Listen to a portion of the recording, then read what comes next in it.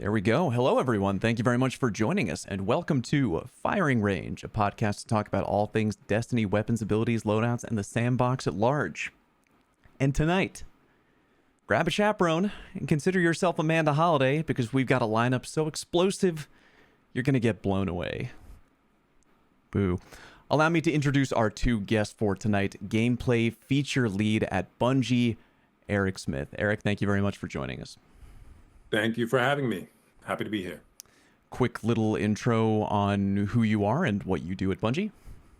Sure. My name's Eric Smith. I'm gameplay feature lead on Destiny 2 at Bungie. So working on things like, abilities, player movement, really anything that has to do with the way it feels to play the game.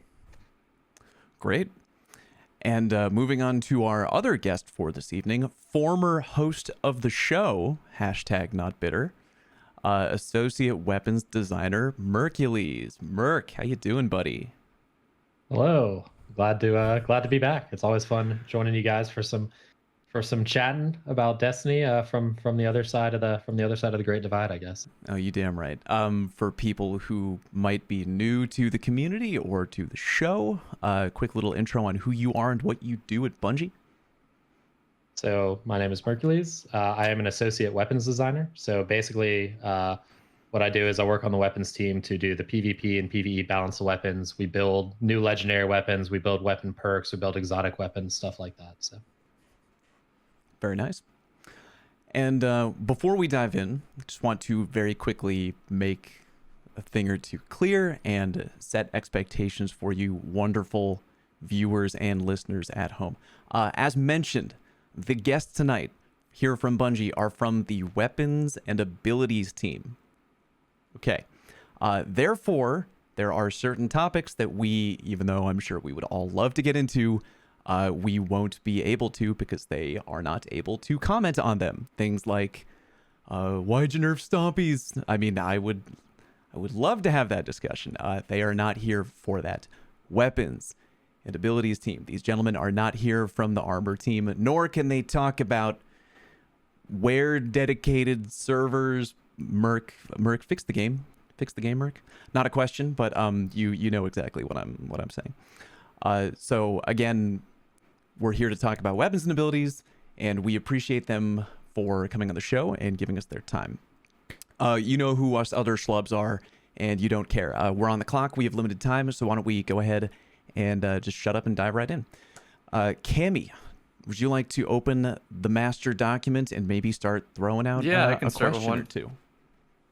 I'll start with the aerial abilities one. So regarding those, I often find that I'm fighting the map ceiling barrier and or the ground landing aim punch, more than I'm fighting my opponents.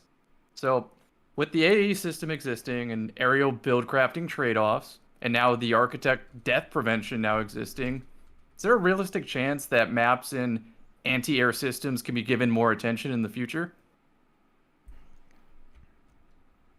Yeah, so this is a good question. Kind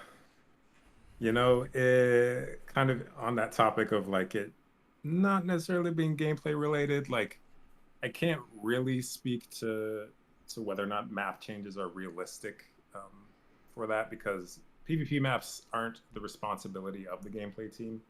That said, the general feel of combat is the gameplay team responsibility. So if those maps are interfering with combat, it is something we can discuss with them. That said, I do know making map changes is not cheap. So okay, realistically, I guess I can't speculate on whether or not the World Art team has the bandwidth for that sort of thing. As for the ground landing aim punch, that is there for balance and immersion. We don't have any plans to change it. So that's that. Okay, you want to move on to someone else with a different question, or have me keep firing away? I mean, we got more ability questions. We can just do maybe a few if Merc doesn't mind sitting tight for a minute. I mean, we have no real organized format here. We've got questions that have been approved, but keep it going. We got Eric warm. Okay. We're gonna keep rolling here. So the next one is about the slide augmented melee abilities, and I know one of them is going to be added with Strand Titan. So they can be strong, but sometimes I prefer to use my standard ability melee during a slide, and unfortunately the keybind options don't allow for that separation. Another example is Acrobat Dodge and Frenzied Blade can be activated instantly to a side direction on controller, but not on M&K. On mouse and keyboard, it prioritizes the direction of the camera, and I feel like there's some delay with mouse and keyboard on these abilities that makes it not really intuitive to use. And then another one with Frenzy Blade is if you use the ability melee, then your neutral melee back to back, it'll do a double ability melee. There's a couple more examples I could go into, but are all these changes something I should expect to be more intuitive in the future on both devices?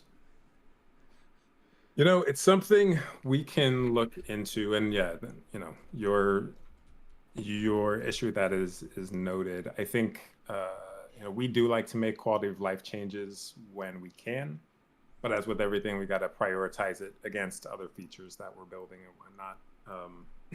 I think for the directional lunge abilities on mouse and keyboard, like generally those abilities rely on like the speed and responsiveness of the mouse aiming to be able to change direction instead of working off the player's throttle. This is just how it's set up in the engine. We want to keep that consistent, but yeah, it's something we can maybe look at. I think making a toggle for the controller options might be possible, but it is a significant amount of work. That sounds incredible. Because there are some classes where it's a night and day difference of the ability. Sure. You know, again, I'm not promising anything at all because of course. It is a significant amount of work for engineering teams, for UI teams. You got to prioritize that against all sorts of other features. My thought was, if no one asked, then maybe it'll never happen. So that's true. You know, it can't hurt to ask. So quick interjection. Now, who said something? Yeah. No, that was me. But go for it. Oh, I'm sorry. No, you please go. No, I was gonna go into a rant about. We like rants. Rant on. How game development is hard. You know what I'm talking about? And stuff like this, like where game development is hard. First time I've heard that. It's a little bit hard.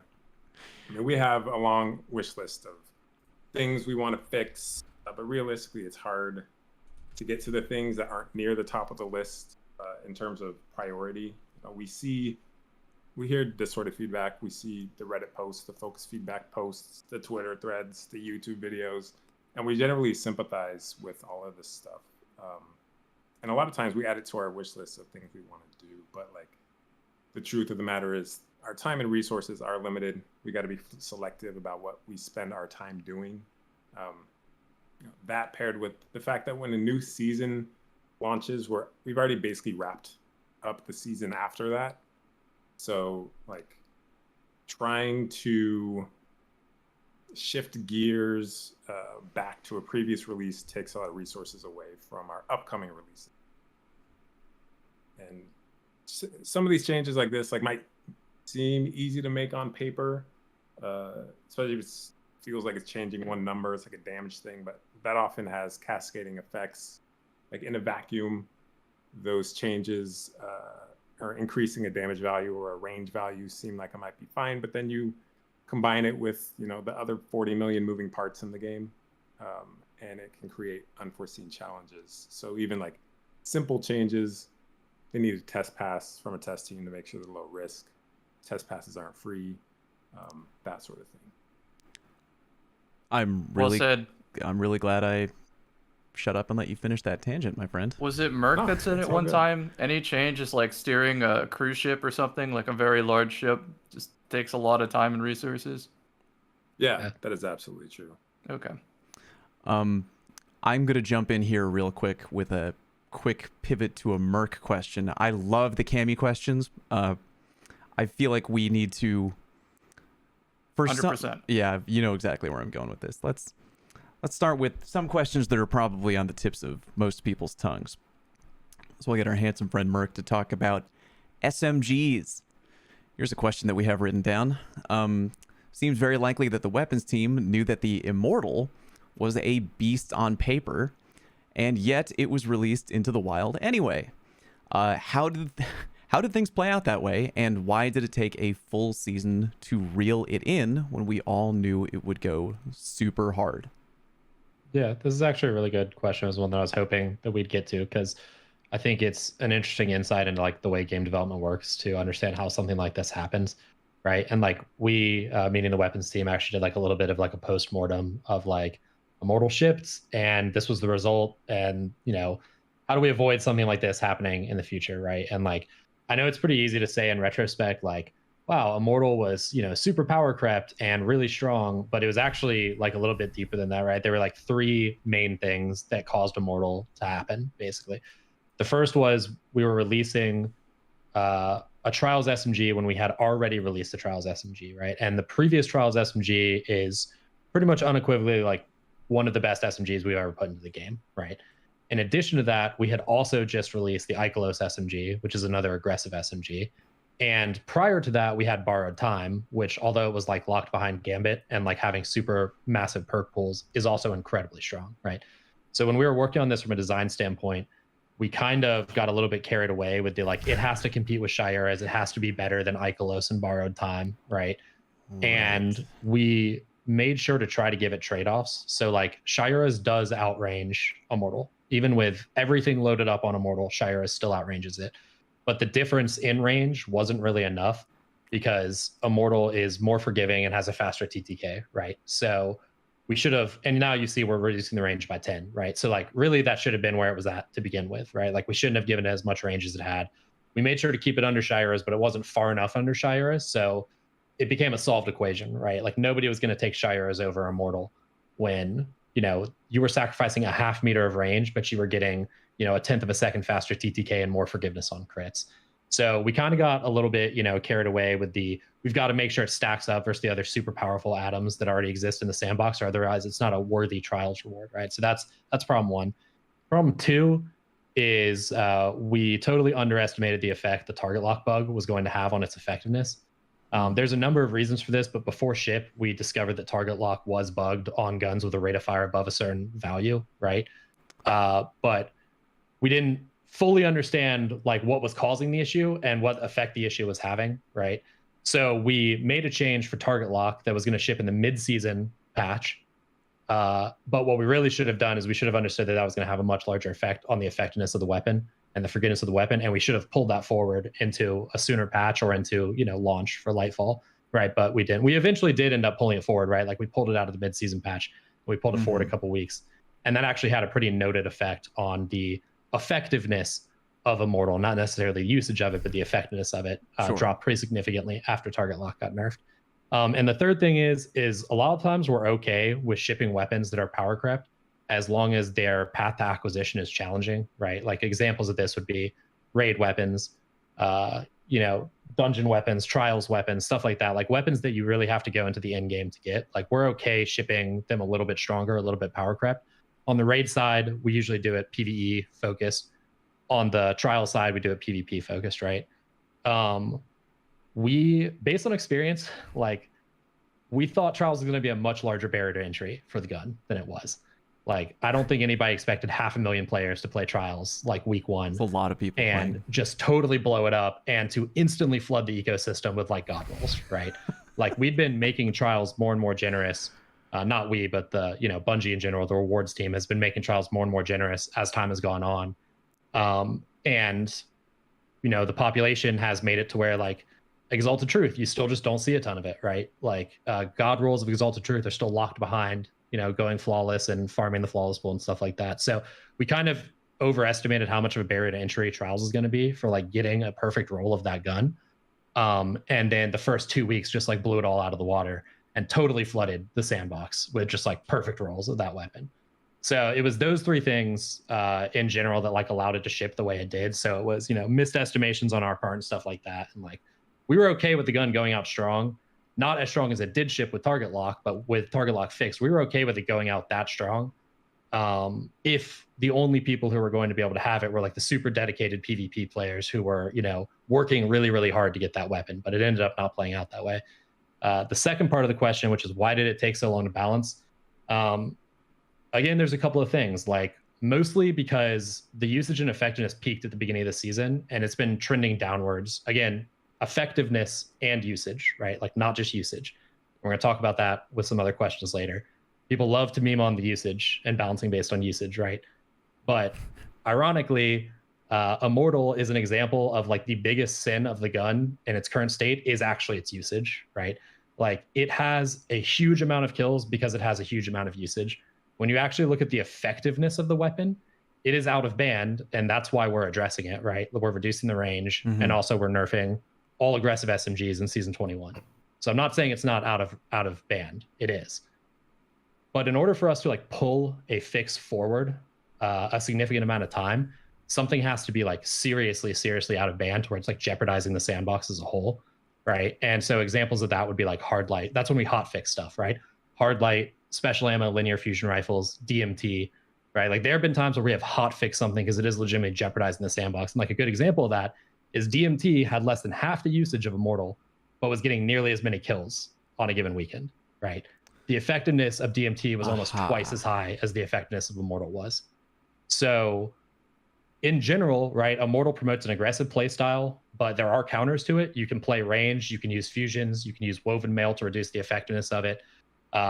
And hitting target lock did substantially drop the gun's effectiveness, like massively dropped how effective the weapon was, right? So it's super annoying to hear like every single game forever, and we totally understand and sympathize with that. But it's not just like overtly oppressive the way something like Hardlight was. And so, you know, with the usage and effectiveness trending down week over week, players figured out how to play around it a little bit better on certain maps. It was nice to see that, but you know, we didn't feel like it was a high enough priority to, you know, potentially make a risky decision and pull a change forward that could have cascading ripple effects and make stuff worse, right? As opposed to fixing something. So we had a fix in place for season 21, and we're going to ship that fix, and we think it's going to have, you know, a substantial effect on the weapons, and we'll see. Let's talk about that real quick. So we got the Immortal changes, right? Which are the is cutting the range back by 10, I believe. And yes. And then the ag frame changes as a whole, which is changing the damage is tweaking in a way that the crit damage is going from 21.8 right now on one crit shot to just 21 in season 21. I don't know if a lot of people would read a numeric change like that and really feel the weight of the change. Like, do we feel that that change is going to be enough to curb the really excessive ag frame SMG usage being seen in PvP right now? Well, we're also dropping the body shot damage from 15 to 14, right? So like body shot damage is getting decreased. That's why we're increasing the precision multiplier, but precision damage is going down, right? So it's losing damage flat across the board, almost a point of damage on both body shots and crits. And yeah, I mean, it's going to make a difference, right? Because you're going to go from a 0.67 TTK to a TTK in the mid 0.7s, right? Which is, it might not sound like a lot, but 1/10 of a second is a huge difference in terms of weapon effectiveness, right? It's going to put it a lot more in line with where precision SMGs are, because it's a lot more in line with the range of precision SMGs. And it's going to kind of separate it from lightweights and adaptives, which kill a little bit faster, but are less rangy. So it's going to make a difference. It's also going to make it less forgiving, right? So it's going to be more crit dependent. Okay. And it's going to, you know, like, is it going to dumpster aggressive SMGs? I definitely don't think so. Like, that's not the intent. The intent is not to be like, oh, never use an aggressive SMG again. They're awful, right? Right. And people don't like that we are hitting the entire aggressive SMG subfamily at one time. But the truth of the matter was, like, aggressives have always been super lethal, but they've been held in check by like really poor stat packages, right? If you think of Cold Front or you think of Harsh Truths, you know, like with the exception of Ikelos SMGs and a couple of exotics, aggressives have always had really poor stat packages to kind of offset the high lethality that they offered. But they were just not seeing any success anywhere, right? Right. Except for Borrowed Time, which again, you know, cracked, but ridiculously hard to farm.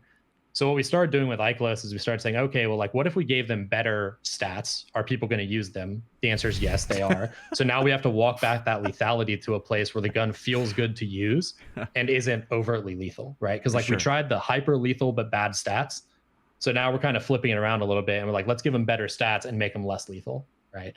So we're trying to find the place where aggressives can live. So in the future, you should expect more aggressives that are in line with like the Ikelos Immortal.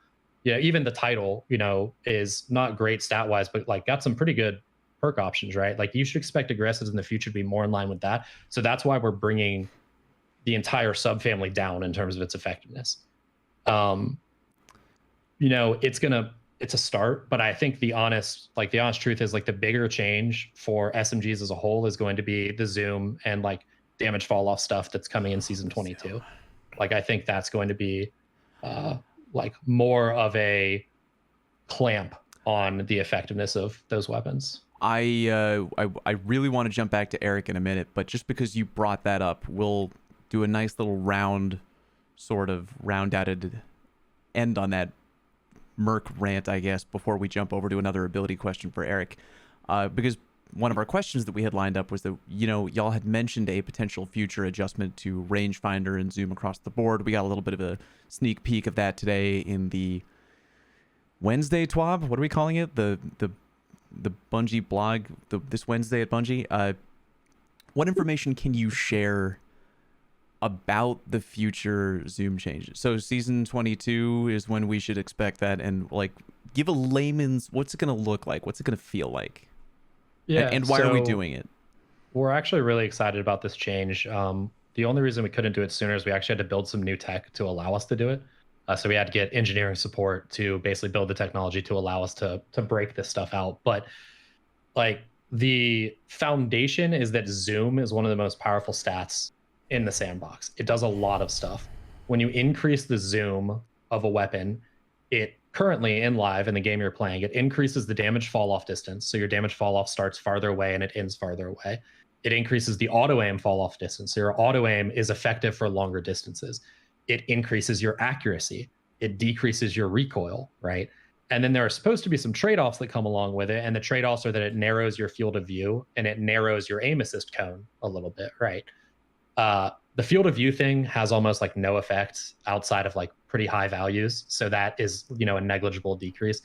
The narrowing of the aim assist cone is somewhat more effective. I know certain people like Drew, you've preferred not to play with rangefinder before because of the narrowing of the aim assist cone and the effect that it has on the weapon, right?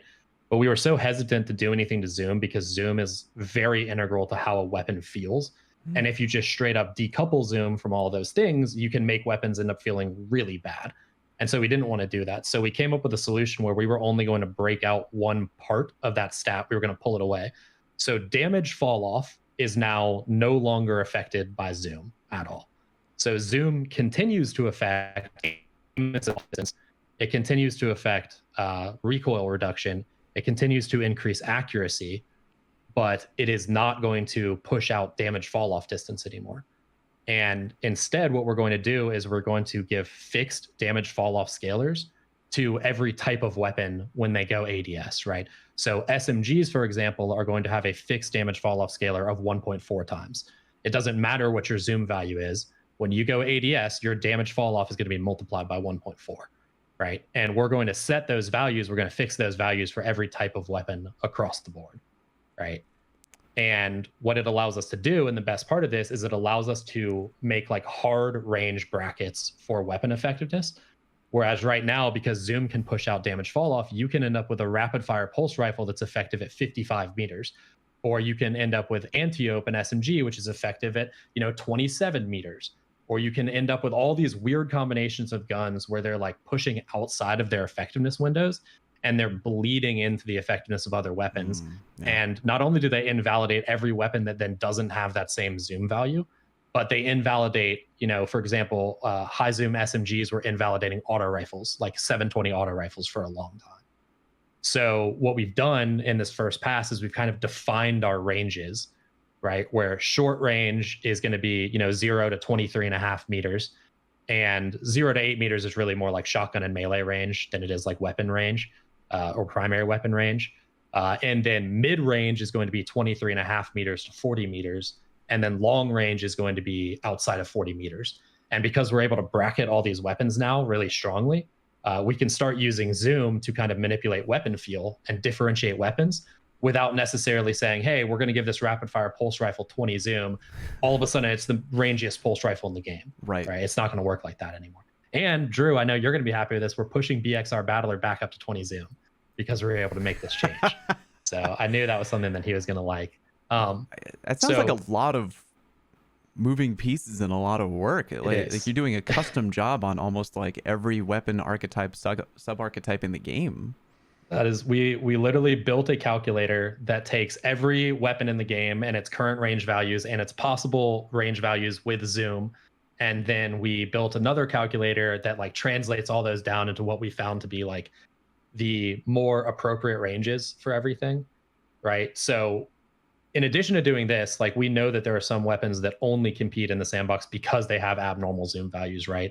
Or there are some weapons that feel bad because they don't have abnormal zoom values. So like we're also doing a range, damage fall off start rebalance on a bunch of different weapon types to kind of move them around a little bit so they don't get left behind. Because like imagine if we just took damage fall off away from rangefinder and we didn't do anything to hand cannons, right? Like all of a sudden, all the best hand cannons in the game would be less rangy and they wouldn't compete with pulse rifles and stuff like that. Or, imagine if we did this to SMGs. Well, all of the low range SMGs that were relying on rangefinder just to be usable would all of a sudden not be very good anymore. So we're going to be taking a look at every single archetype of weapon in the game, making sure that they have a place that they, that their range values make sense. And then, we're going to be giving them all the fixed ADS scalars. So I'm actually like really, really super excited about this change. I think from a player perspective, it's going to feel really readable. It's going to feel really good. And I think it's going to create like better engagement windows where there's less of like, I literally can't compete with this thing at this distance, like high impact pulse rifles, for example, where outside of 40 meters, you're like, if I'm not using a scout, I can't touch this person. And it feels really bad. And so the ability to clamp those distances means that like we should hopefully alleviate a lot of those issues. Okay. I'm going to, before we jump back over to Eric, one sentence answer, going to be the Dr. Malcolm to your John Hammond. That sounds really complicated. Great, but complicated. Is there any chance that things will go horribly wrong? This sounds like a really big change. Are raptors going to break out of the fence and kill people? No, I mean, we didn't want to move things a huge amount. So everything is going to be very similar to where it is in live right now. There's not going to be like a huge sweeping change where you're like, I'm used to pulse rifles working at 50 meters and now they only work at 20 meters, right? It's not going to be anything like that. Like we're not totally picking things up and moving them around. We're just taking the outer edges and like compressing them a little bit, or in some cases expanding them. And like rangefinder, even like we pulled the damage fall off obviously out of zoom. All rangefinder does as a perk is increase zoom. So rangefinder as a perk now is still going to do the other things. And people are like, oh, you're nerfing rangefinder. It's like, well, let me phrase rangefinder in a different way for you. What rangefinder now does is it increases stability, it increases aim assist fall off distance, and it increases accuracy, right? So like, let me phrase it like that instead of saying it just increases zoom, because what was actually the truth is that rangefinder was a super, super, super OP perk up until this point. And now it's kind of like in band as far as a left column perk goes. Good stuff. That was more than one sentence, by the way, but I'm gonna let you get away with it because I love you. It was just one run-on just a long sentence. I had no periods in there at all. Yeah, just one breath. So Mercs, since it's on a scalar, would that mean that at the point of fall off, would it hold it a little bit longer, like the damage? Does that make sense? So it will depend on what the weapon had before, right? So if you were if you were an abnormally high zoom weapon, your damage is going to fall off faster now than it would before. If you were a lower zoom weapon, you're going to get the benefit on both sides. So it kind of is going to depend on what the gun was before. And that's part of clamping everything into a range band, right? Is like we are pushing damage fall off start out a little bit in some cases, but in some cases we're not pushing damage fall off and out at the same time, right? So you're going to hold full damage for longer, but once it starts falling off, it's going to fall off faster. And there's certain weapons that are going to, experience that more than others. Sidearms and SMGs, for example, are going to experience that more than others because we don't want them operating outside of their range band, right? Like you don't want sidearms hitting at 20 meters. You don't want SMGs hitting at 25, 26, 28 meters, right? Like you don't want that. So they're going to become less effective much more quickly now once they hit that value.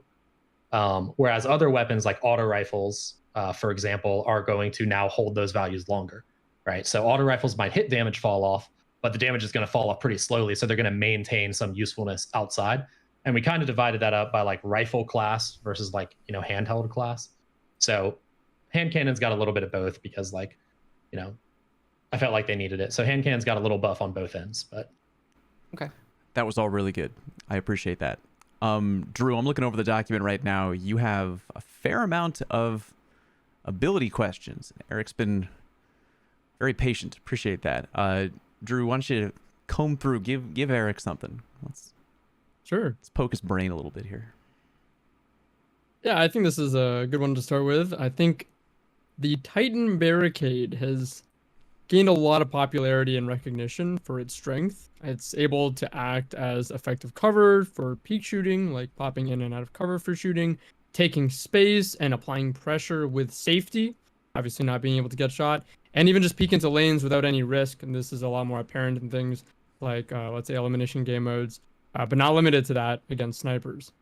I think a lot of players right now feel it's a bit too frequent or maybe difficult to counter currently, taking a little too long to shoot down, or maybe even grenades not acting on the same cooldown window as it, or like frequent enough to match them.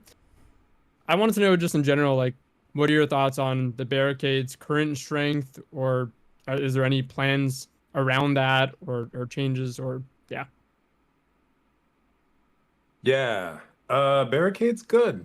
I agree. I think we want it to be good, but it does also need to be balanced. Barricade, we did nerf the Barricade cooldown by around 33% in Lightfall, though we are willing to look at other options if we still feel like it's too good, including Barricade Health, which hasn't been touched in a while.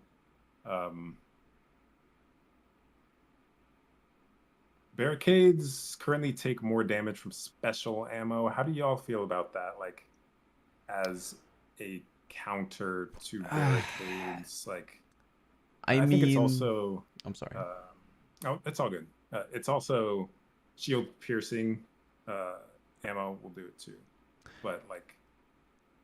I mean, don't get me wrong. I love that special ammo, does extra damage to a barricade, but I usually like to conserve it for people.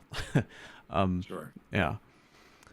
I think that it's good that there are sinks like that for special ammo at times, and like there are times where, like, I know Cam can kind of attest to this when we're playing. Like, I always just say, like, just dump the special. Like, who cares? Like, we're gonna lose if you don't do it. Just dump the special. But you'll find that like there are some players that will know you're going to do that. So let's say, for example, like shotguns are very, very frequently used.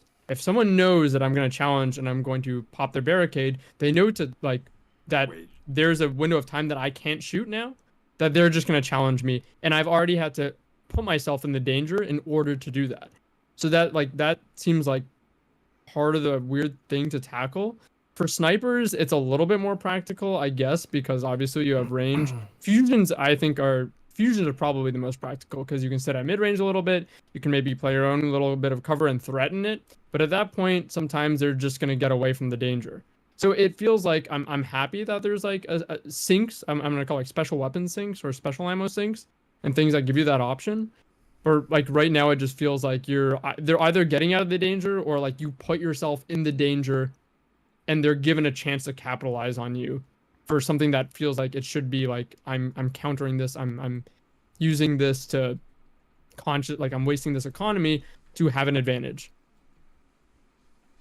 Yeah, that's fair. It's a hard one with barricades because as the Titan, it feels really bad to pop your barricade and then have it just disappear immediately. What we can do about it, maybe health is a lever there. I think, we talk about this concept of class envy a lot. We want hunters to be like, why do they get a barricade? We want Titans to be like, why do they get a dodge? Why do they get a rift? You know what I'm saying? So like, I understand where it comes from, and it's by design a little bit, but yeah, if those attributes are not balanced correctly, it makes problems. Yeah, well, we'll see how it's feeling.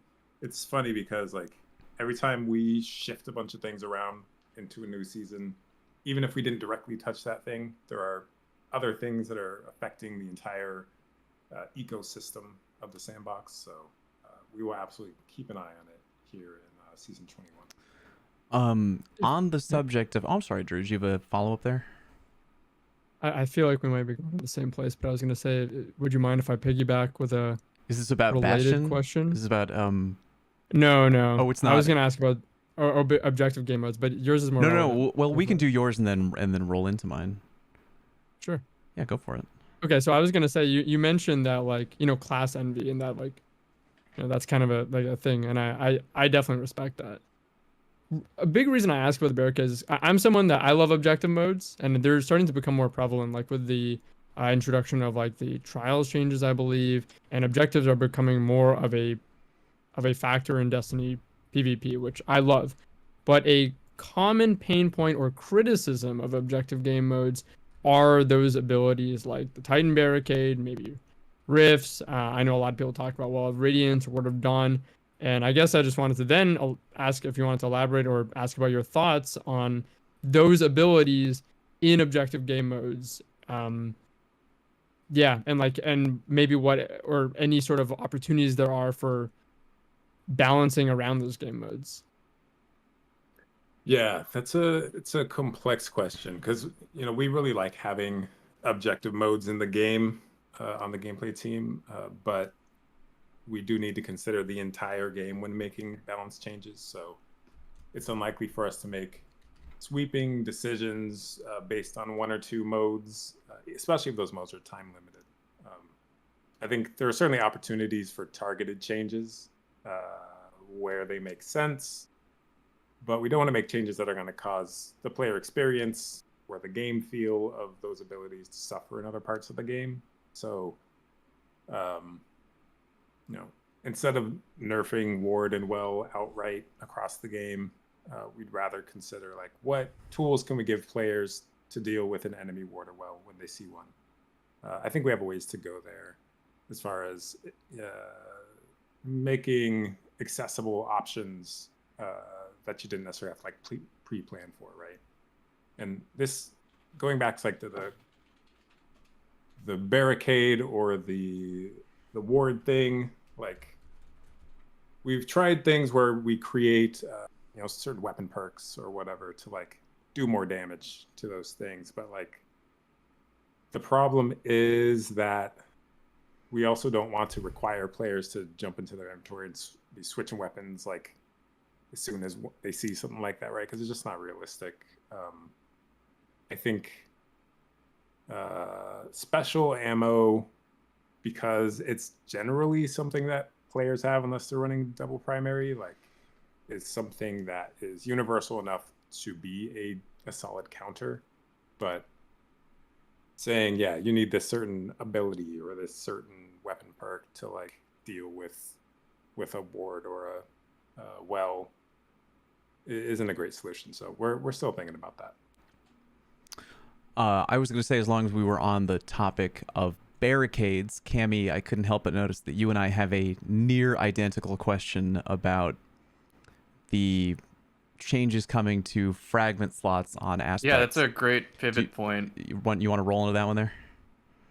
Yeah, real quick though, I want to just add to Drew's initial question on the Titan Barricade and just remind that to me it is just how much Titans can throw a barricade, and if it costs sniper ammo or a grenade, it just leads the economy, so it's almost always the right choice. Okay, now I'll move on. Okay, so it's been announced that the minimum fragment slots are being increased to 2 on aspects that are previously only allowed 1.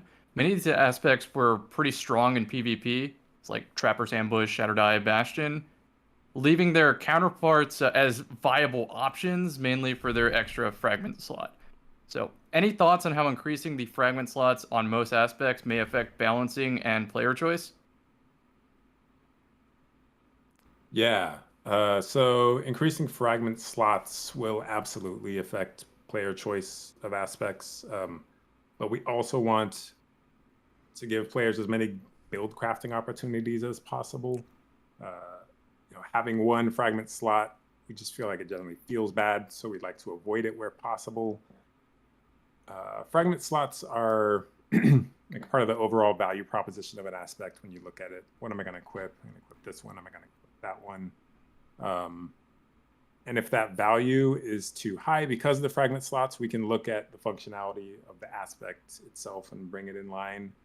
And we still want the option of granting only one slot as a balance lever. We're actually considering giving 1 fragment slots to one of the season 22 strand aspects that we're working on because that aspect is pretty spicy. Can we know which one? Nope. Yeah. But had to try. It's gonna be cool. We don't think giving players like 1 more fragment slot is generally gonna cause too much power creep. So we'll be looking at the usage data to make sure we don't have any dead aspects. If you know. So for there are some. Like for the most part, like if, for example, like if Bastion in season 21, people are like, whoa, 2 fragment slots. Like I wasn't crazy enough to, like I should have been using that already, but I'm going to use it now. Like, so the play is maybe if we see the usage numbers like skyrocketing for an aspect that just got that buff, the play is maybe to like, maybe reevaluate what the aspect does rather than being like, let's take back that extra fragment slot that we just gave them. Excuse me. Yeah, I'd prefer that. Okay. But it's hard to say until we actually, cross that bridge. I think looking at Bastion in particular, like it already has a significant barricade cooldown penalty. We don't think its potency is like wildly out of band. I think its ease of use is pretty high, and it's augmenting something you're doing all the time anyway, which is casting barricades. So it's definitely one we're going to keep our eye on. But I think right now at 10 resilience, you're getting like 1 Bastion barricade a minute. So we'll see. All right. Let's see here. Merc. Let's talk about a underused, under the radar exotic weapon that some people probably have never heard before, nor have ever seen in PvP, called the Monarch. Let's talk about that bow for a minute, shall we? What are the weapons team's thoughts on the Monarch's current viability in PvP? Is it do y'all think it's not spicy, too spicy? It's it feels a little weak. We've got a buff coming for it in season 22 to just allow it to one shot, natively all the time. No, it's in all seriousness, we do believe that Lemon's time is fast approaching. Really? Oh, okay. Yeah, we've got a change checked in for it right now that we feel pretty good about, actually. It moves the damage and the draw time profile to match, or not to match exactly, but to be closer to that of a lightweight bow. Because I'm sure some of you guys have noticed it actually has the lightweight intrinsic, like secretly on it. So we're gonna shift the draw time is gonna be a little bit faster, but the damage is gonna come down, pretty substantially to match what lightweights do currently. And then we're also going to reduce the duration of the burn that it applies to players. Right now, it's a 3-second burn, and we're looking at reducing that down to about 1.5 seconds. So between those two things, we've been playtesting it a good bit, and doing less chunk damage up front and having the DOT burn off faster has made a pretty significant improvement in how it feels to play against Le Monarch without necessarily like crushing Le Monarch and making it feel awful to use. And in PvE, the feedback that we've gotten is the draw time actually makes it feel better to use. Yeah. And we buffed the damage over time damage in PvE so that it's not losing damage overall. So I think the DPS is actually coming up in PvE. And in PvP, the goal was it still feels good to use, but it doesn't feel nearly as bad to play against. I'm just soaking in the information. I'm basking in the glow. That exceeded any expectation I had. That was a good answer. That was a banger. Yeah. Wow. Okay. Cool. Are there? I guess this kind of similar question. Are there any other weapons in the sandbox that the team might be, quote, keeping an eye on for, future tweakage? Yeah. Vex Mythic class always, like the IFSR on is turned upon Vex, and I'm just waiting for a reason. I think the acquisition of that weapon is, challenging, and that's probably what's kept it down. But, as the community likes to point out to us, usage doesn't equal strength, and that gun is ridiculously strong. That's very good. Despite the usage being low. So we're keeping an eye on that. A couple of new ones that have come up, especially with like the some of the changes that came in 700 or Crimson, has like risen dramatically. That gun was always pretty strong, but some usage issues with it kind of kept it low, like in terms of how difficult it actually was to use at like high field of view and stuff. But I think people are figuring out how to play around that, and its effectiveness has always been high, but its usage is rising to match that as well. So Crimson is something we're keeping an eye on. I don't want to say this because I know it's going to hurt cool guys' feelings, but like we're giving a side eye to Cloud Strike right now. I don't think that there's anything wrong with it. I'm just saying I don't think there's anything wrong with it. It's just sometimes you can't even deny that lightning strike feels just the littlest bit free, doesn't it? Hey, dude. It's because y'all shipped Immortal the way y'all did. People had to put Cloud Strike with it, man. We don't have any change. We don't have any change planned for Cloud Strike. I think it's one of those weapons that just like is a super fun power fantasy and feels great to use. So like we don't have anything, planned for it. We don't plan to nerf it or anything. But it is just something we're keeping an eye on, right? Like if you see a sniper that's like top 10 on Cauldron trials, right? Like you got to ask some questions about what's going on over there. So we're keeping an eye on it. But as far as buffs go, we've always got an eye on exotics that are underperforming. I think Black Talon is something that we're looking at buffing. Lightweight shotguns right now are underperforming a little bit in PvP. Those like two little horizontal pellets are, you have a tendency to really only hit one or the other. You can't really hit both. So we're looking at pulling those two horizontal pellets in to make the spread a little bit tighter so they're a little bit more effective in PvP. So we've got a good bit of stuff we're looking at buffing as well. It's not all nerfs. I really want to get back to Eric, but is there anything, I have a question for Eric. Anything else that any other guns, Merc, on the table there? Not that we're going to share today. I don't think. We're going to share today. We have some other stuff to talk about. Like you guys have some specific questions that you want to ask. I think no time to explain is probably on the brain, but we'll cross that bridge when we get to it. All right, no, I don't like that. Let's move past that. Okay. Let's get back to Eric there. Cool guy, hit him up. Sure. Kind of a two-part question here. We have auto melee coming soon, and for a number of reasons, that on the technical standpoint, kind of prevents oversampling. Your melee is going to be as fast as a little RPM for melee. It's also for what's the word I'm looking for? I guess just easier accessibility, right? So it's a cool feature. And on the other side with the melee system, for a while, we've had some like frequent instances of teleporting and rubber banding for the character models. It's tied to a lunge most of the time, but it can happen without the lunge. And even with your super, you have instances where the melee isn't registering on targets, and that can be super frustrating. So can you give any details as to why that's happening? Yeah, so this really is a better question for a gameplay engineer.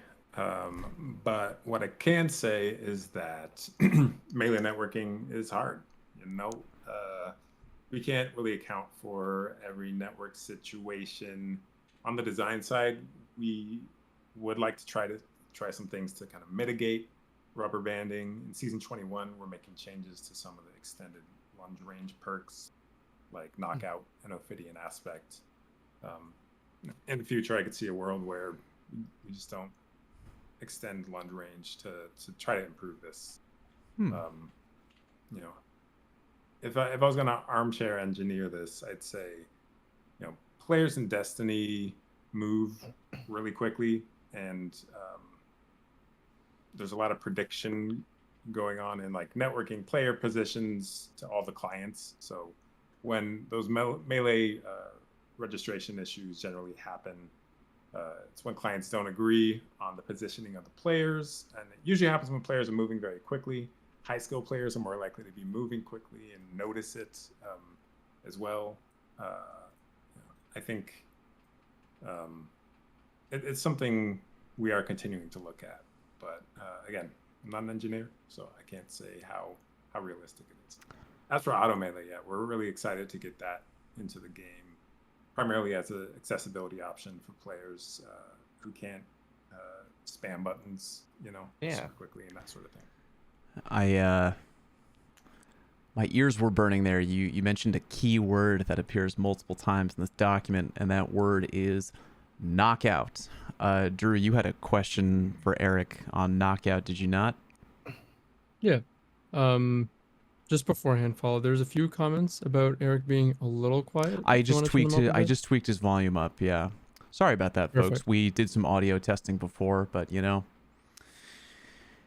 not always perfect in podcast land. So hopefully people can hear Eric a little bit better now. If his volumes are better, let me know in the chat, and if not, I will continue to raise him. Thank you, Drew. Yeah, no worries. So, Striker Titan's knockout is, as you said, being nerfed, which is pretty great. But as far as I'm aware, and I could be incorrect on this, I believe it lasts for multiple melees on a timer where I think, please correct me if I'm wrong, previously to Arc 3.0, it hadn't. Is there any reason for this, or do you have any thoughts on how this may be lending to its current strength? Any thoughts on its current strength in general and what you hope to see from the nerf?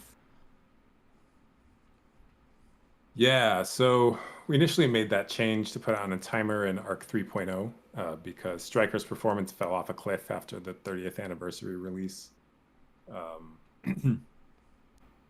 At that point, we had changed knockout to consume on melee kill, but prior to that 30th release, it could be refreshed like infinitely, and the timer is intended to be a middle ground between the two versions of it, essentially.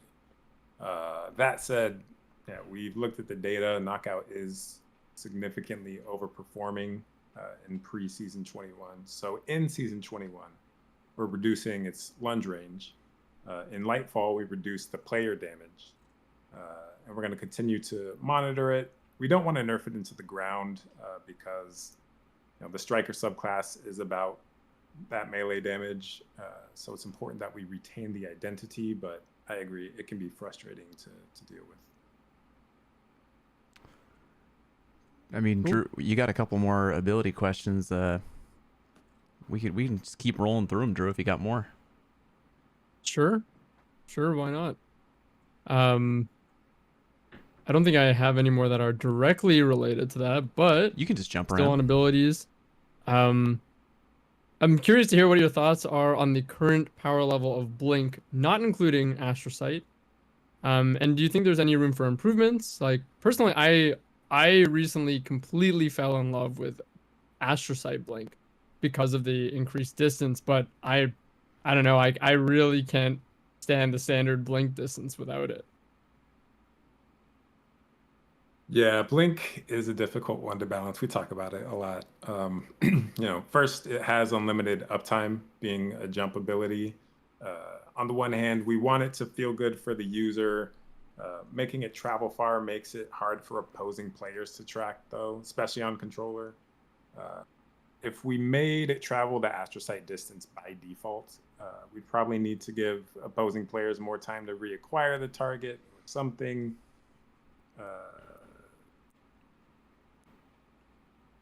I don't know. Maybe in that case, we increase the time it takes for the Blinking Warlock to get back into weapon ready, which hurts the game feel of it. So it's in a tough place to balance. I think right now, putting that power to bamboozle and break ankles of opponents behind an exotic slot, that feels like a fair trade-off. But if you could do that for free, I think it would feel frustrating to play against because you'd see it all over the place. That said, we think there's room for improvement for the base Blink.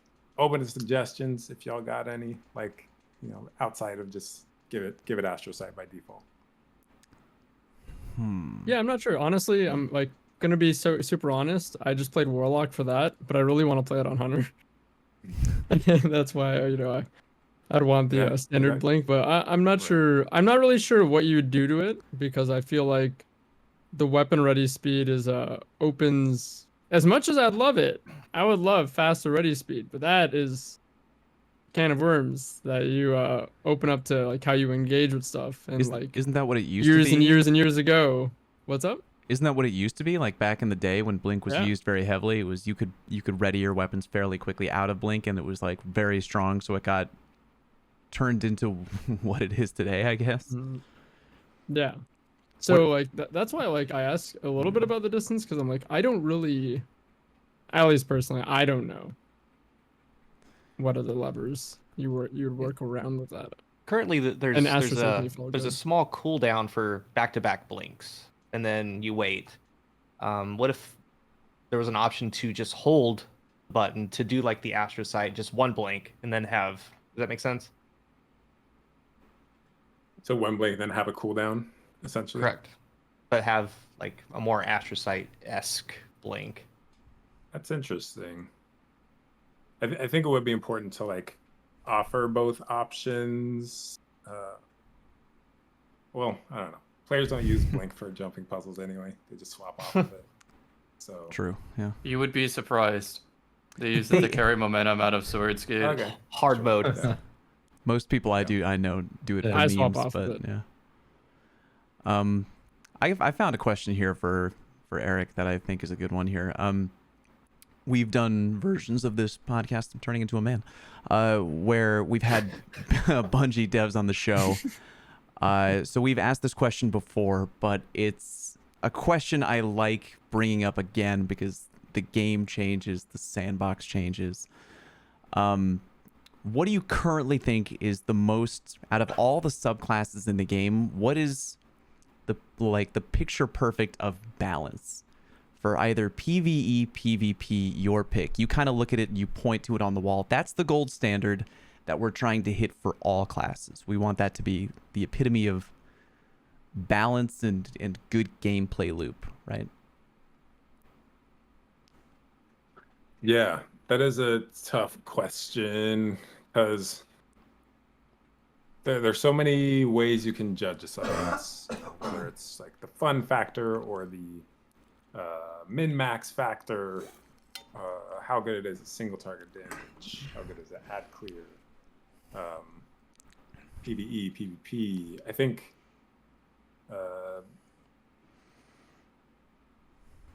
it changes over time, right? Like different subclasses are better at different activities, different skill levels, with different control methods. And then you have artifact mods that can turn everything on its head for a season. I think true. data-wise and loop-wise, like Voidwalker is one that comes to mind for me. I think it's generally in the middle of the pack in terms of win rate and that sort of thing. So it's actually balanced by the data as well. For me, I think all three strand subclasses are shockingly balanced in terms of like data and like how they came out of the gate. It's because it's really always hard to tell during development because our playtests don't necessarily represent the same conditions as the live game in terms of things like skill disparity, build crafting, cheese, and all this sort of stuff. But Strand didn't really break anything too hard, which has been cool. Strand feels good. Strand feels great. I really enjoy Yep. using it in PvE and stuff. Quick follow-up question. Where would you PvP? And if, Cosmo leaps through the window to tackle you, you don't have to answer. But like PvP scale, where is Striker in where you think it is right now and how balanced it feels against everything else? It's hot. It's like it's too good, TBH. And the season 21 changes. So in a week we'll see how it is. We don't get data in until at least a week after launch. Okay. And even then it takes players time to adjust, takes players time to unlock new weapons and artifact mods and everything. So it's kind of hard to see, but I think for me, anecdotally, and actually looking at the data, Striker is the best subclass in the game. I said it. It's true. Yeah, it's pretty. I would feel just. I can only speak for me. But it's very abundant, and I know we've already kind of spoke about how melees can feel, and yeah, I've seen some ridiculous things, man. Titans flying at you from like 20 meters away. It's like, good lord, I just got teleport knockouted into oblivion. It's just and I don't want the people at home to think that we're anti-Titan. I try to play. I'm kind of like Cammy. I try to play all three a lot. You know what I mean? It is very fun, but yeah, I am just, of course, curious just to hear what Eric's thoughts are on a placement of one very popular subclass right now. So I appreciate that answer, Eric. Merc, not done with you, buddy. Let's do a quick one. We'll go back into more important things. I gotta know, and people have been asking me, and I don't want to test it, so I'm just gonna ask you. Can't even believe I'm asking this. Does counterbalance on a shotgun? Counterbalance on a shotgun? Can you look into the camera and say, counterbalance physics? doesn't do anything on a shotgun. We looked at the data today, just in case there was some like weird thing on it that was filtered to only affect shotguns. Counterbalance, I mean, it changes the recoil direction, but we were like, why do we even allow people to put this on shotguns? it was like, yeah, Why are we funding this? I don't it doesn't do anything on shotguns. It changes the recoil direction, right? So if you had like a rapid fire shotgun that was like, when you were holding down the trigger trying to DPS a boss or something, or a bubble, and it was like shooting off to the right, you could fix that with the counterbalance mod, but it doesn't do anything that would actually be effective in PvP on a shotgun. So you literally checked today. Yeah. So it's not like a situation with bad juju. Can I tell you how goddamn fucking funny that is? Bad juju is using like auto rifle recoil. What is happening? Yeah, different like subfamilies of guns sometimes have different recoil, right? So like precision hand cannons have different recoil than 140 hand cannons, which have different recoil than 180 hand cannons, right? Like they all are affected by stability, but it's the same thing with auto rifles, the same thing with pulse rifles as well. So like just something having a different recoil is not necessarily indicative of being a bug, but like as we discovered with the Immortal SMG, like every once in a while there's some weird leftover stuff in there from a time long since past that is causing issues. And so if we get player reports about something feeling weird, a lot of times we'll put a pin in it, and then when we get some time, we'll go back and we'll look at the data just to make sure. And bad juju is just one of those things. Fair enough. So we're like 90% positive that there's not like a bad juju situation going on with counterbalance, shotguns, anything like that. Perks are a lot easier. Like an individual perk is a lot easier to look at than an entire exotic weapon, right, or an entire legendary weapon. So yeah, like the individual perk data is usually contained only in a single place. So yeah, we looked at the perk data today. There's nothing special about counterbalance on shotguns. So shout out to ill physics. So like Outbreak has that too, correct? Yeah, I believe Outbreak does, and it actually benefits Outbreak in its case. But yeah, I would have to look at the data on that, so I don't want to give an example, but my guess off the top of my head is that it's using a different auto rifle recoil pattern, and so in Outbreak's case it helps it, and I heard it had Bad rodeo Juju's on case it it hurt it. So from it does not Destiny have 1. rodeo on it. No. Doesn't have rodeo. Okay. Haven't heard of rodeo in a long time. it's It's an the whole AR D1 pattern, dude. That's why it Um, feels kind of cool, kind of good. Yeah, All right. so it might be that like, maybe Outbreak has 720 AR recoil or something. This is not real, right? I'm giving you like a hypothetical example. This is not what it actually is, but I'm just saying like in general, maybe it's like that. Like one of them has 720 AR and the other one has like 360 AR. And so one of them feels worse and the other one feels better. But... Thank you for that. Moving on to non-meme related questions. Let's talk about glaives, because their usage numbers, not that I'm complaining, are kind of in the basement right now. I think last time I checked in trials, they were like below power weapons and stuff like that, which is, and then we see that we have a trials specific glaive coming down the pipe, which is just interesting. What are the what is the role of glaives in the current PvP landscape? Is it hitting the goal? Is it what's going on there? So the role of glaives and I think I can open by saying like, no, it's not really hitting the goal of where we wanted them to be. It did for a little bit, and it got real scary, and so we nerfed them before anybody caught on. Really, like I think Drew and I actually maybe had a conversation about this, but like we were like, oh no, when someone knows how to use a glaive, they're like actually unstoppable, and it's horrifying, right? And so glaives ride this really, really fine line of like bad, literally the most oppressive thing to exist, right? And so we're trying to keep them underneath that bar, where they become so incredibly frustrating to play against that they just wreck PvP.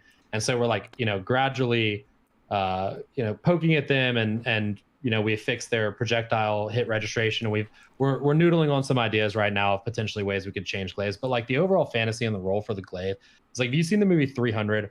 All those guys like bunch up and they've got their shields in front of them. They've got like the spear poking around the side, right? Yeah. And like the way I think about it is a lot like if you've played Rainbow Six Vegas, like the riot shield, where you've got the riot shield up in front of you and like the deagle around the side, and like you can't move very fast, but you can protect yourself and people who are behind you, and you can still do some damage. It's like that's kind of like the type of fantasy I think that we think about on the team of what we want the glaives to be. Is like, you've got the shield up in front of you, you can still deal some damage, but you can protect yourself and the people around you. Originally, the shield had a lot higher damage resistance, and it was too effective in PvP. You could really tank some like ridiculous stuff, and that felt pretty bad. But I think maybe we brought the shield down a little bit too much when we made the change. Now it kind of feels like you're increasing your hitbox size for not, and like the reward really isn't there anymore. So like I said, we're noodling on a bunch of stuff. We're thinking about ways we could change glaives, but like the last thing we want to do is introduce a glaive meta into the game.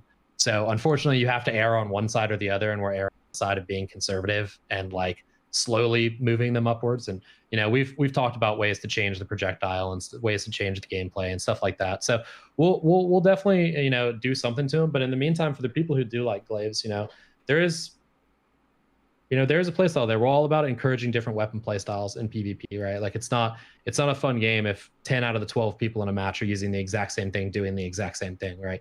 Variety is the spice of life. So fair enough. So you think that like I would agree with you, by the way, that I don't want to wake up tomorrow morning like, oh, it's a glaive meta. It just sounds awful, but like it's a delicate balance, because you want to make the 13 glaive users out there happy with whatever they're bringing into the game. So we're feeling like fairly good about that slow, not too harsh climb for the new glaive coming in season 21.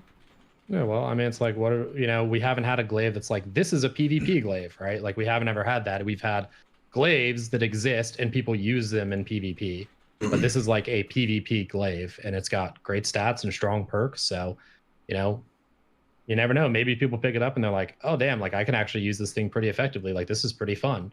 Like I hope that people don't pick it up and then we end up with glaives in the top 10 of trials, but we'll see, right? Like we're always keeping an eye on everything. The same way we're looking at underutilized exotics and stuff like that to buff them. We're looking at underutilized archetypes of weapons and things like that, and looking for ways to make it better. I think in the weapons blog today, we talked about like we're doing a sword balance pass as well in the future. So I saw that. I saw Grav Lance too. Yeah. Revision 0, the heavy burst ended up being a nice little beta test for buffing Grav Lance. I said that when we were working on Revision 0, we were like, what would we do if we wanted to make Grav Lance meta? And it was like, let's do that for the heavy burst, right? So it was like the balanced, the faster rate of fire, the balanced damage. And then that went out, and like people enjoy using it. It feels good to use, but it's not breaking anything. So we were like, all right, this is probably a safe place for Graviton Lance to go into. And Graviton Lance is, a slightly different beast. Like the damage is still split between the two bullets differently, but it's got the same rate of fire and the same overall damage profile. So do you think you've gotten it to a place where I'm really excited about that change, by the way? Can't wait. Like, can't wait for all of it. Do you think it's gonna potentially meta? Will there be a world with an Astacross YouTube thumbnail meta ? Graviton Lance?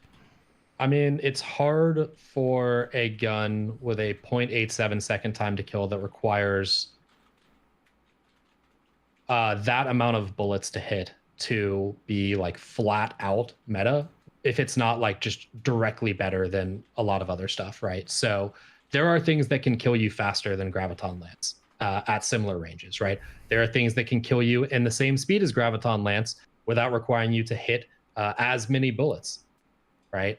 So I think we erred on the side of it being strong and, you know, shipping potentially hot. Like, it feels really good to use. And it wouldn't surprise me to see it, you know, make an appearance up there, but I don't know that we're going to re-enter the world of D2 Year 1 where Graviton Lance and Mida Multi-Tool were, you know, the meta options. Okay. All right. The golden age. Yes. Viewing Graviton. Yeah, so I mean, Those were think of interesting times. Hake heavy rounds on Revision 0, right? And like, do you feel like that's meta? Like, definitely not. It kills at the Not same compared speed. to no time. Yeah, it kills at the same speed Sure. as, you know, Hake heavy rounds, but it, you know, it's got other benefits to it, right? Like the aim assist is super high, stability is super high. There's other Does the stuff about second Graviton bullet Lance. still that makes not it have as much drop off? Okay, that's right there. That's the boon to use it. Mm-hmm. Okay. Before we go back to Eric there, Drew, you got a couple more weapon questions. Anyone you want to throw at Merc while we've got him on the mic? Cool. I know you have a weapon question too. Was that already kind of answered in our talk about? Correct. Yeah. Okay. Just double Yeah. checking. Decoupling of fall off. Sure. Drew, what do we got here? Well, Cam brought up no time. So, for a lot of players, I know especially experienced players, I think the high impact pulses are typically considered the best weapons in the game. Well, aside from SMGs, that's obviously due to a lot of things like the lethality or potential lethality, damage per burst, and a consistent 3-shot kill. So it's got like the 2-tap potential, consistent 3-tap, and just like good damage. Wanted to know what your current thoughts are on high impact pulses, and then of course, because no time to explain leads the charge of the high impact pulses and continues to, you know, be a really strong, really potent weapon, even after being nerfed. I want to know what your thoughts were on that. Any plans around those, or yeah. Yeah, I mean, I think on mouse and keyboard specifically, ease of use is too high for the 340s. The amount of lethality they provide, the risk reward model is off. But that's on mouse and keyboard, and like, it's important to keep in mind that we do have, you know, as much as we try to blend them, like the metas end up being a little bit separate between the input devices, right? And so for an example of that, I actually pulled these stats today. On mouse and keyboard, no time to explain is 35% of all pulse rifle kills.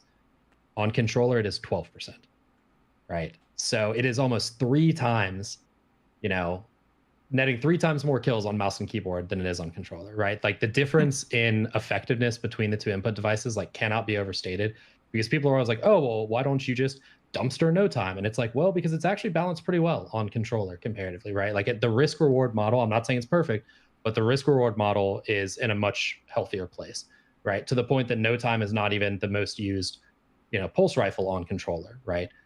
We've got Autumn Wind that's well above it. It's like, you know, on par in some lobbies with some guns that I'm surprised even show up there, right? But like BXR is still above it. Autumn Wind is still above it, right? So there are options on controller, but that doesn't excuse the fact that on mouse and keyboard, yeah, it's too hot, right? So when we look at balancing it, we have to try to figure out a way to balance it where we can tone down the effectiveness on mouse and keyboard without really hitting it, you know, unnecessarily hard on the other input device where it's, you know, already not the most popular pick, and it already is kind of risky to use because you're going to be hitting the 3 burst more than you hit the 2 burst, and a lot of other pulse rifles 3 burst faster, you know? So what I would say is what we're going to do for sure is we're going to bring no time to explain specifically. We're going to bring the range down like a fair amount. It's no longer going to be a weapon where you can sit 40 plus meters away and just plink at people and like build up those charges. It's just not going to be effective at that. You're not going to hit your shots. In playtest, it's been pretty noticeable, actually. There's been a number of times where we've had players be like, man, I would have 2 bursted that person in live, and like, you just didn't, right? It just doesn't do enough damage. They're like right on the cusp of not being able to 2 burst even with 6 crits. So you just don't, right? And I think that's going to be a good change. We're also doing an across the board change to pulse rifles, but specifically it's going to affect high impacts the most. We're reducing the auto aim cone at low aim assist values pretty substantially, the size of the auto aim cone, right? So that's going to affect all pulse rifles, but the lower the aim assist stat is, the more it's going to affect it. and specifically high impact pulse rifles have the lowest aim assist stats by default. So they're going to be hit by far the hardest. And it's definitely a very noticeable feeling.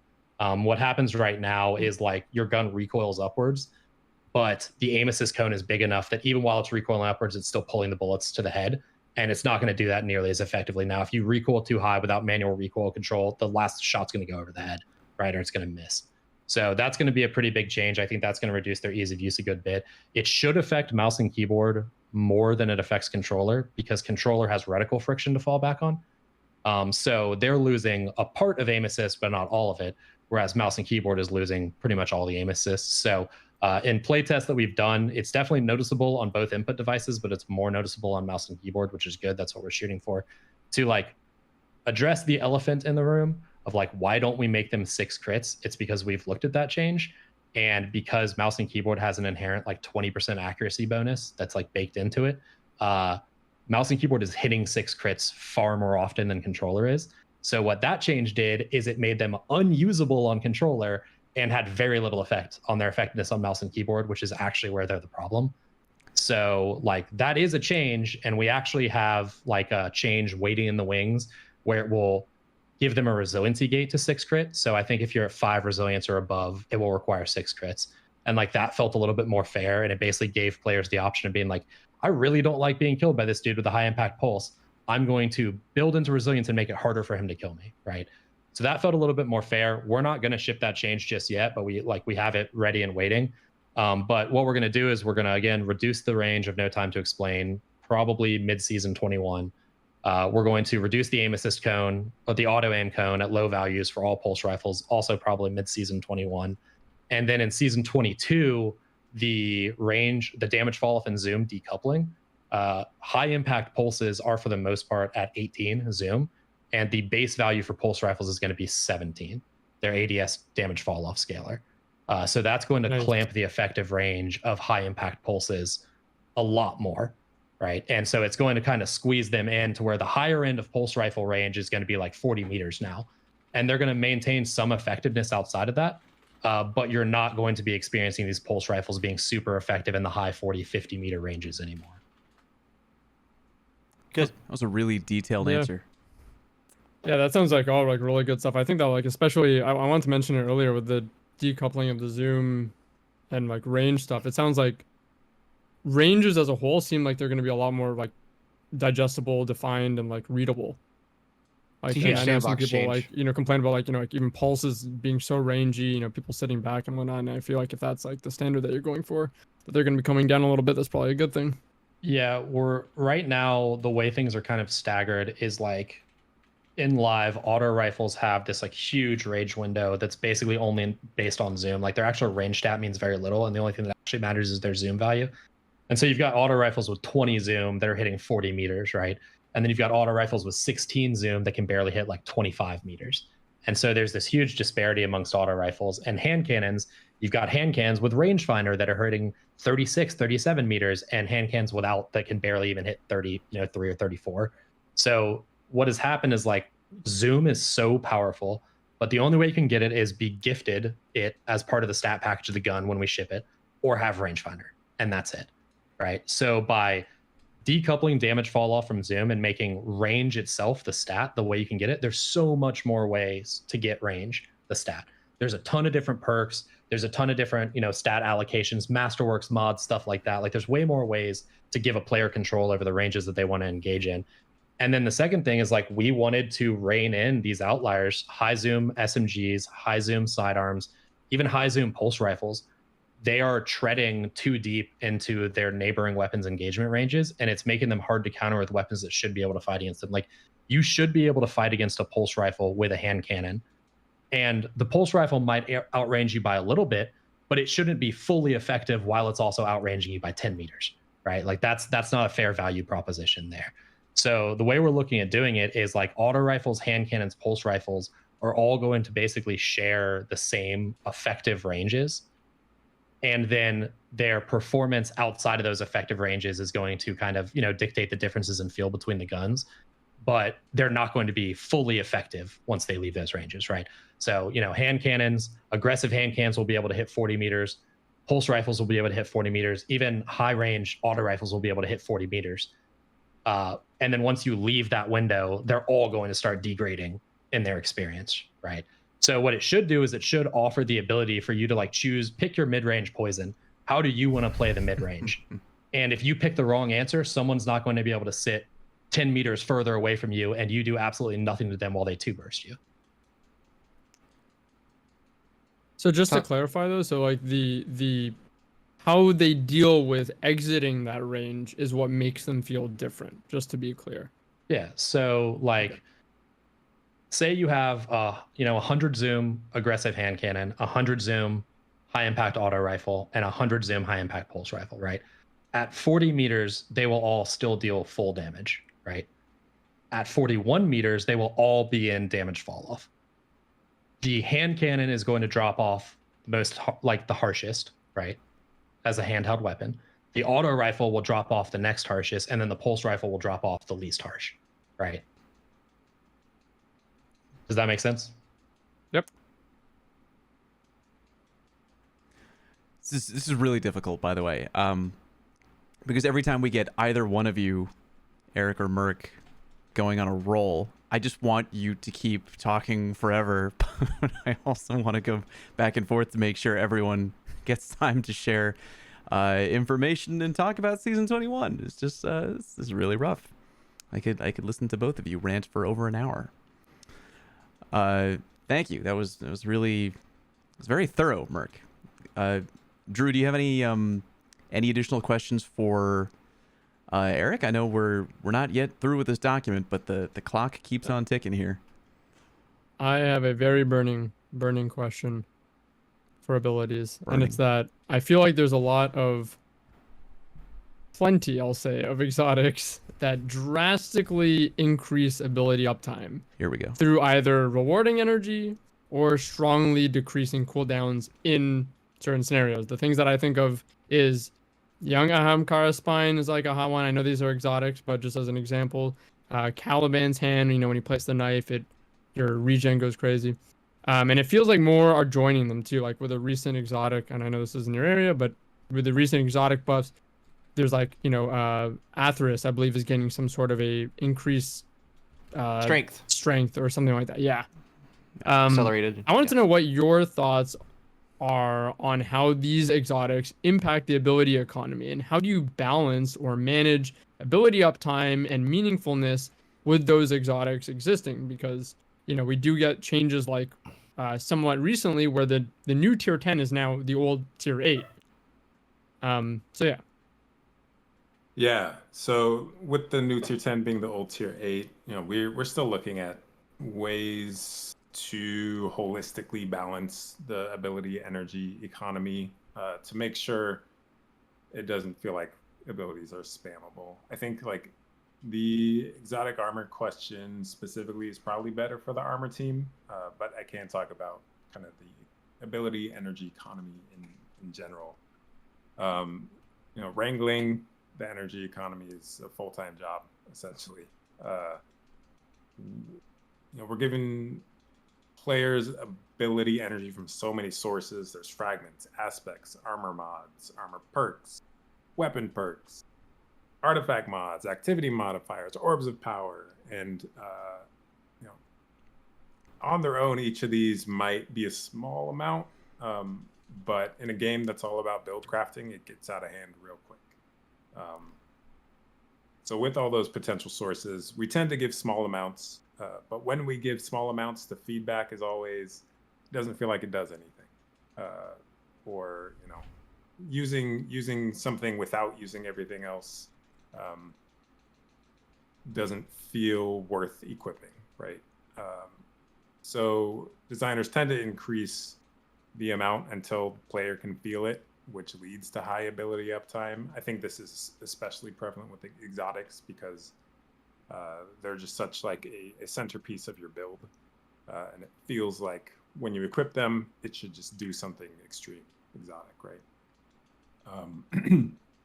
But because those player expectations for ability energy are high, like I'd prefer that we kind of move away from granting ability energy and towards other things, but I don't envy the armor teams like trying to create chaseable items and like interface with all of our weapons and abilities, because it's really hard to be in that sweet spot where it's like it augments a base ability but doesn't blow it off of the chart as far as like how powerful it is. So I think as we continue to rework exotics, we probably will want to look at that ability energy regeneration, see if it's appropriate to shift the value of an exotic away from ability energy and into something else. But again, that if you get the armor team on here, you should ask their take.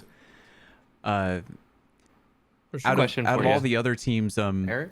Oh, I'm sorry. yeah. You go ahead. You talk a little bit, I mean, because it was an exciting change. Grapple with Strand. It was a 2.5 minimum delay to like a 0.2. So I think that's really cool. And then the Hunter melee, the changes to it. Yeah, so those changes are coming in 7.10 on Tuesday. So with the grapple one, you're mostly going to see the reduction in the activation suppression, like on the Hunter when they're using their aspect that gives them the 2 grenade charges.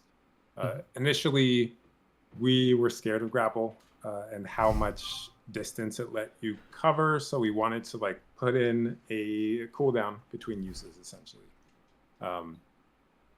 Grapple has proven fairly safe for the game. Like it's not absolutely breaking a ton of like aspirational content, so we are going to try reducing that suppression between it, so you can be more Spider-Man. You can flip twice in a row, all of that. And in playtest, it's felt really good to do that. So we're excited to get that in. The Hunter melee is getting a lot more powerful. Like Hunter melee is interesting because I see a lot of feedback that it's weak, and against single targets that is true. And I think it has like its original design was to have this role where like it is used on groups of enemies to damage all of them and to sever them, which reduces their outgoing damage output, right? So it's more like a utility tool than a damage tool. But and if if I throw it at a group of 4, like not a lot of melees can have that sort of damage output, but it's not single target damage output, so it feels weak. So we want it to feel good, so we're pumping up the damage versus PVE enemies. We're increasing the range of it as well, making it a bit more catchable.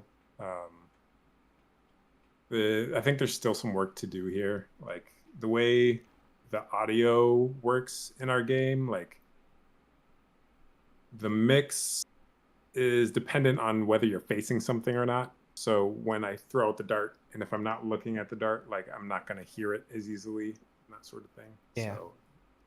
So there's still some challenges, but I do think Strand Hunter is going to be in a pretty good spot come Tuesday. The UI did a good job on the Hunter melee. You can look at the bottom left of the screen and see it flash green for when you have to press the button to get it back. Yep, and now the dart's going to return slightly slower, which is going to extend that window that you have to catch it and extend the window that icon turns green as well. You're That's welcome, Paul Tassi. Claims that Strand Hunters can't catch the melee. Calling my man out. Eric, is there anything more? I'm hijacking your question, Drew. Is there anything more you can tell us about the upcoming Strand aspects that are coming down the pipe? Yeah, we're super excited to get these aspects out. Give players more build crafting options. It always feels bad when you got 2 aspects to choose from, so it's like you have this kind of static build. So now that we're gonna have 3 aspects for all of the classes, we'll see some more variety there. you can expect to see some video of these aspects in action very soon. How So, soon? You know, let's see, maybe tomorrow, maybe not. Oh.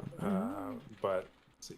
I think, yeah, the aspects like fantasy-wise, I'll go through them. The Titan, it's called the Flechette Storm. It's about being an offensive powerhouse. We're violently weaving these sharp projectiles and you know, flinging them at distant enemies. So it's about that Berserker fantasy, but it's also about giving Titans a ranged melee option that can deal high damage at mid-range. So excited to see what players do with that. The Warlock aspect, the Wanderer, it's about expanding the minion master fantasy for the Broodweaver, and weaving tangles into this semi-sentient creature and throwing it out. They have like a cool performance and nice tracking, and then they stick to enemies and kind of swell up and explode into this suspending detonation. So that's about giving the Warlock more access to suspend, giving them a tangle augment aspect, which we want all the classes to have eventually. Excited about that one. And then the Hunter aspect is about weaving a clone that can fool your enemies. And this one is real special. It's about deception, about survivability. You know, we've never let players create an object that can draw combatant aggro, so it feels really fresh to the game in that regard. In PvP, the clone will ping the radar, so you can use it for that sort of deception. Like a decoy grenade. Interesting. Okay. It's like a okay. decoy. So it is like a decoy, but it's like, it's not like it is a hologram or like looks just like a hunter or like moves at all, right? It stays in, you weave it into this kind of action pose. So the object itself isn't, and it's not like your whatever pose you're in, right? But it is like a action oriented pose. And it isn't necessarily meant to fool enemies into looking like an enemy player, because it is made of strand. We got to retain that, you know, strand aesthetic of looking like this woven creature, but it does look a bit like a strand hunter in Super. And in addition, when you aim at an enemy clone, it does bring up the nameplate and the health bar, which can fool people into, you know, wasting a rocket or a Nova bomb on it or something. For those twitchy players who would just, you know, blast it on sight, essentially. But yeah, I'm really excited about all of them. I'll leave it there. All those sound amazing. Time to wear some bright green shaders. I'm telling you, you think you won't be fooled by the clone, but like, because it pings the radar and because when you come around the corner, it's got the nameplate over it and like your reticle turns red. And you know, the amount of times that people have wasted supers on it or abilities on it, or like my personal least favorite is like I've got heavy ammo and I like run around the corner, jump up in the air to fire a rocket at a clone and just like totally burn the heavy ammo. Like it's actually a super useful tool and it's really fun. Like cool. The stasis turrets, can you pull like Memento Mori off of it if you get a kill with Ace? That's a good question. That is a good question. Off the top of my head, I'm not sure. I think we tried to get rid of any sort of like cheese strats because you can't actually shoot it yourself. When I create this thing, if I want to remote detonate it, I can just shoot it. It's going to explode into threadlings, so I can use it in that sort of way. I do think it's going to fool players at first, but it's going to be something that players learn over time. So it'll probably get less effective in PvP over time, but that radar manipulation will always be effective. Quick piggyback on the strand talk. The added extra changes to the Warlock Strand Warlock with, being the minion master and all that stuff. Do we feel like the Season 21 changes are going to kind of significantly elevate? Because I love Threadlings. I think they're really fun. I just kind of wish they were like stronger, I guess, in PvE content. Sometimes it just feels like it's like a fun fantasy, but it's not really wildly as effective as maybe I want it to be, That's fair. Yeah, we're looking at Threadlings. I'd love to make Threadlings more effective and smarter as well. But again, this is what I was saying about like, we don't want to rush changes in and then realize that they blow something up. So sure. While I wish we could get those changes into Season 21, we're going to put them in Season 22 or Season 23 and test them essentially for a longer period of time before we're satisfied with it. Sure. Thank you for that. We promised these guys that we would not keep them super long. It's really cool that they've given us their time. We're basically seconds away from the time limit that we set for ourselves. Last minute, boys, are there any final short burning questions that you wanted to hit Eric or Merc with? Or counterpoint, Merc, Eric, was there anything that you really wanted, anything that you're very excited to share that maybe we haven't touched on yet, that you want to just kind of throw out there? Come on, Merc. I mean, there were a couple of questions that right. But they're not short though. I'll end up ranting for like 10 minutes. So I don't think I can do that to anybody. I don't know that anybody wants to sit here for any longer than that. So it was about the, like, why don't we balance stuff until usage spikes? I think Drew had that question, right? Yep. And like I've already talked a little bit, I think, about how far ahead we're working, right? Like we're balancing 2 seasons in ahead. Like Season 21 hasn't even shipped yet, and we're like literally finishing up Season 22 right now. So right. We're like 2 full seasons ahead of the live game. So usually what happens is like we preemptively make changes based off what we see and experience in the game. And then if something starts to become an issue, we move those changes forward, like, backwards in time, basically. Like we pull them out of Season 22 and we put them in a Season 21 mid-season patch, right? So that usually means that we have like about a month and a half lead time on balancing something. So if something is a problem at season launch, then usually in the mid-season we can address it. Or if something becomes a problem in the mid-season, then like, and this is weapons team exclusively that I'm talking about here, not the rest of the game, right? Weapons, that's the cadence we work on. So that's what we can do. And on rare occasions, we can hotfix stuff reactively, like super rare occasions, LFRs recently, DMT, because those are potentially like catastrophic issues and they have to be fixed immediately, right? So on rare occasions, we can do that. But the big question is like, why don't we preemptively balance things more often? Is because we've talked about this before, but there's the net fun equation, right? And the net fun of a gun that is low usage but high effectiveness is generally still positive, right? Like so if you get killed by CloudStrike once in 10 games, that's like barely a blip on your radar as a player, as far as like a negative emotion goes. But for the player who's getting in the kill with CloudStrike, every kill they get is like a little endorphin rush and like a little happy moment in gameplay, right? And so, positive sentiment about using a gun is like pretty much a linear curve. Like every kill you get gives you like a little happy bump. Whereas on the negative side, being killed by it is much more of like an exponential curve, where the more it happens, the more annoying it is to get killed by something. Jotun is like kind of an example of that, even if it's not really that effective. Oh, God. Yeah. So it's one of those things where like, why do we wait? And it's because like, well, if a gun is effective, but very few people are using it, it could also be that the people who are using it are just really good players, right? And what happens is as usage increases, effectiveness a lot of times normalizes, like effectiveness comes down, right? As more people pick up the weapon, more varieties of skill pick up the weapon, effectiveness starts to decrease, right?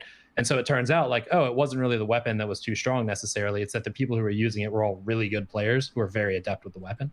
So there's a multitude of reasons why we wait for usage to start rising a bit before we hit things. And it's not like everything's graded on the same scale. Like we nerfed LFRs when they were like 2% usage or something like that, right? Which is not very high even for a special weapon.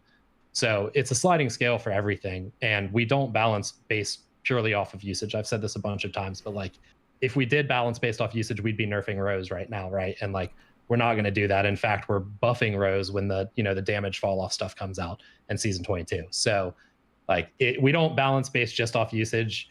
We haven't really ever done that. I know that that's a funny thing to meme on, but like it's way more about effectiveness, and that gives us our targets, and that gives us the things to look at. And then when they start to become a problem and people start to experience too much of them, and that net fun equation kind of flips over, that's when we say, okay, now's the time, right? And so I hope that answers that question. It does. Eric. Can I piggyback off that question with the fun one? Sure. Okay, humor me here. What is the one weapon or ability in the sandbox that is like your fun factor, your dopamine hit? If you can think of that off the top of your head. I mean, it's Revision 0 for me, right? Like I built that gun. It's your kid. Snipe bullet? Yeah, it actually comes yeah. into, there was a question here about like how you think of like new exotics, right? And like some of the time, the guidelines are more rigid, like, hey, we need an exotic that does this to match the theme of the season or the event or whatever. And some of the times it's more freeform. But for Revision 0, they were like, hey, we need a gun to go with this story, and it has to be able to change week to week, and we want it to be craftable. And I was like, reached into my bag of files and was like, well, lucky here, I've got this idea for a craftable exotic that I'd been working on for a while. So that fits in nicely. And they're like, well, we need to make it feel a little bit more exotic besides just craftable. And I was like, you know what I wish I could do? I wish I could snipe like in Halo, right? Like hip fire accuracy, in-air accuracy. Like I want to be able to snipe like I'm in Halo. And so that's where Revision 0 came out. And I've got like 7,000 PvP kills on my Revision 0 right now. And I'm That's getting just like in the live game.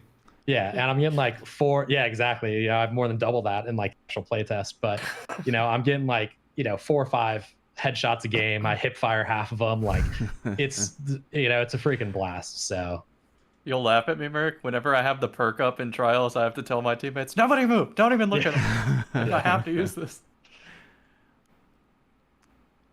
I think on the ability side for me, like right now, nothing beats the strand loop of throwing a tangle grappling to it, diving out of it. That has the highest fun factor for me, but there's a lot of them. Like for me, Gunpowder Gamble is a great one. Sam Dunn, one of our gameplay designers, made that one or designed it. Consecration is always a fun one, seeing everything explode. It's a humble joint. Sure. Yeah, I mean, I think abilities are all about fun, Like we could make just explosive ball that flies out and deletes things, but like it's all about the feel and the camera shake and the feedback and the sound and everything. Didn't you already make something like that though? Fusion grenade, Starfire Protocol, throw a little ball out, destroys everything. Hey, Sure. You got to have those too. Zing. It's variety is the spice of life, like Matt said. I feel you. Any anything that you wanted to mention or tease, Eric, about season 21 that we didn't manage to get to that you want to just kind of get out there before we wrap things up? I don't want to spoil it, but season 21 is gonna be crazy dope. I'm super excited for people to play it and see it. We're excited to get our hands on it, and if you're listening at home, I got 12 extra minutes out of him, right? You just give the mic to Merc. Lord knows what happens. My man's gonna run with it. We appreciate him. We really appreciate you guys taking time out of your day to get on the show. We know you don't have to. I don't think anyone's putting a gun to your head, but we just really appreciate the open lines of communication with Bungie. It's just really fun to get to hear from y'all about stuff coming down the pipe, and we just really appreciate you both. Thank you. This was a lot of fun. Hope to be back. We'd love to have you back. Merc, It's always a blast, right? I've been on this show enough times now. Damn right. At this point. It feels like coming home. And you're a grandfather now, because your Revision 0 was your kid, and now Revision 0 is being the model for Graviton Lance. Your kid's having a kid, right? So Grandpa Merc over. I'm so proud. Yeah. Unless Graviton Lance ends up actually becoming like super meta, in which case, not very proud. Kid's running wild. Yeah, gotta send that kid back to school. All right. We're not gonna go around the table and just you know where to find us. But again, thank you so much for joining us on the show. We all appreciate you very much. We're not gonna host anybody. None of that offline stuff. We're just gonna end the show. So thank you very much for joining us at home. We appreciate all of you. We will see you next time. Take care.